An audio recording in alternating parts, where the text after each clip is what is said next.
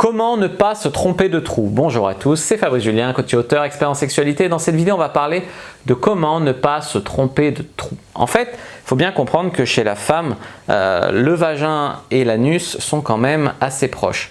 Donc, des fois, en missionnaire ou plus vraisemblablement en levrette, il peut arriver de se mettre en face du mauvais trou.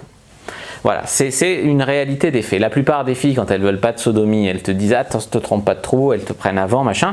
Mais après, il y a des filles qui n'ont pas le réflexe de le dire et qui peuvent dire oh là là, il va se tromper de trou. Et donc, comment faire pour ne pas se tromper de trou?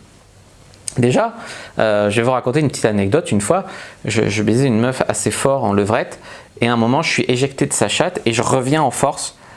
Et là, j'entends « Oh !» et elle me fait « T'as fait exprès, t'es un salaud, casse-toi » et tout. Elle se rhabille, elle commence à se barrer, quoi, à se rhabiller, à se barrer. Je dis « Mais quoi, mais je comprends pas, machin et tout. » Elle me dit « Ouais, t'as fait exprès, tu m'as sodomisé, tu m'as pas demandé mon avis, machin. » Je dis « Mais non, mais j'ai pas fait exprès du tout. » Et en fait, elle a dû se décaler, me mettre en face et par une... Je sais même pas comment c'est possible. Je me suis enfoncé dans son anus, ou j'ai commencé à m'enfoncer du moins.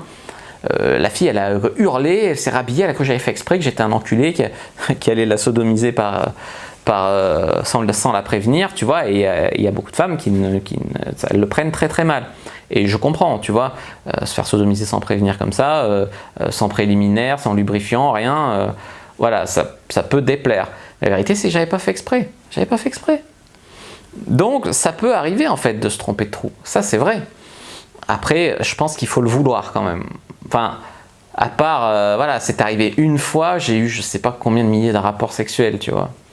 Donc, je pense qu'il faut quand même y aller pour se tromper de trou. Faut être vraiment dans le truc, ou alors il faut que la fille soit très excitée aussi, très dilatée déjà. Parce que pour rentrer dans un anus sec, fermé, tu rentres pas comme ça, tu vois ce que je veux te dire. C'est quand même fort, tu vois. C'est difficile de rentrer dans un anus sans forcer si tu ne l'as pas préparé avant. Donc de là à se tromper de trou, c'est quand même difficile, quoi. Mais après, voilà, la fille, il faut aussi qu'elle te guide, elle le dise si tu t'approches du mauvais trou. Enfin, ça peut arriver aussi, une erreur comme ça.